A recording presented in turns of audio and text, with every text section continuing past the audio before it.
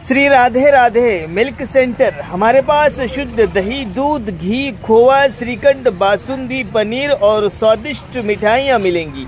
शादी समारोह और पार्टी के लिए संपर्क करें। हमारा पता है स्टेट बैंक के बाजू में, मेन रोड, बेला। प्रोफाइटर सन्नी उर्फ अभिलाष गौड़। मोबाइल नंबर है हमारा 7989676718 और दूसरा नंबर है 8886797235।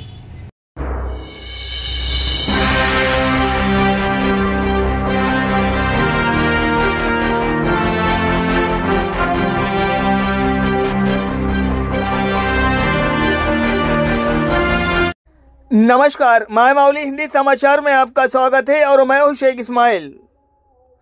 सांसद नागेश विधायक पायल शंकर ने शहर की कई कॉलोनियों में 11 करोड़ रुपए की लागत से सड़कों के निर्माण की आधारशिला रखने के बाद कहा है कि वे आदिलाबाद शहर के विकास के लिए काम करेंगे।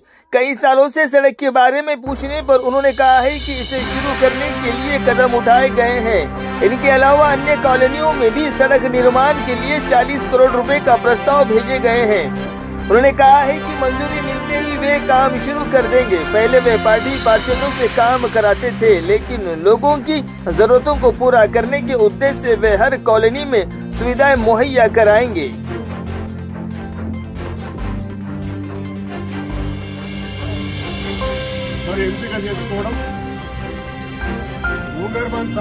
డ్రైనేజ్ కావచ్చు, లేకపోతే మంచినీళ్ళ విషయంలో కావచ్చు, ఇప్పటికే మేము 340 కోట్ల రూపాయలతోటి పనులు కూడా ప్రారంభించుకోవడం జరిగింది। ఆ పనులన్నీ కూడా పూర్తి చేస్తే అటు కేంద్ర ప్రభుత్వం, రాష్ట్రం యొక్క చొరవతోటి ఆ పనులు పూర్తయితే ఆదిలాబాద్ పట్టణానికి సంబంధించినటువంటి ప్రజల యొక్క దాహార్తి కావచ్చు, డ్రైనేజ్ వ్యవస్థని పూర్తిగా ఇక్కడ లేకుండా చేయాలని చెప్పేసి, క్లీన్ ఆదిలాబాద్ చేయాలని చెప్పేసి కేంద్ర ప్రభుత్వం ఆ కాన్సెప్ట్ తోటి ముందుకెళ్తున్నటువంటి సందర్భంలో మన ఆదిలాబాద్ మున్సిపాలిటీ కూడా మన భారత ప్రధాని నరేంద్ర మోడీ గారు దీన్ని ఎంపిక చేసుకోవడం చాలా శుభసూచకంగా నేను భావిస్తూ, పట్టణంలో ఉన్నటువంటి సమస్యల పరిష్కారం కోసం ఇద్దరం కూడా మేము కలిసికట్టుగా పనిచేసి మున్సిపాలిటీలో సమస్యలు లేకుండా చేయాలని మా ముఖ్యోద్దేశం అని చెప్పేసి సందర్భంగా నేను తెలియజేస్తాను।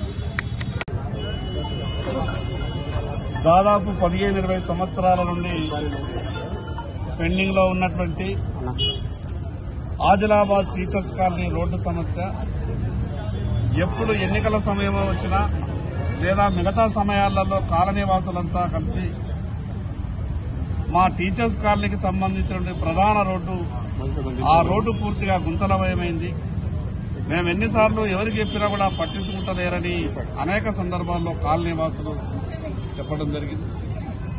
నేను ఎమ్మెల్యేగా గెలిచిన తర్వాత, ఎంపీగా గోడం నగేష్ గారు గెలిచిన తర్వాత కాలనీ వాసులందరికీ కూడా మాట ఇవ్వడం జరిగింది, తప్పకుండా ఈ రోడ్డుని పూర్తి చేస్తామని। ఈరోజు రాష్ట్ర ప్రభుత్వం సహకారంతో ఆదిలాబాద్ పట్టణానికి 11 కోట్ల రూపాయలు ప్రత్యేకంగా టీఐఎఫ్డీసీలో తీసుకొచ్చి ఈ యొక్క టీచర్స్ కాలనీకి సంబంధించినటువంటి 1,20,00,000 రూపాయలతోని ఈ యొక్క సీసీ రోడ్, అదేవిధంగా సైడ్ డ్రైన్ పనులకు శంకుస్థాపన చేసుకోవడం జరిగింది।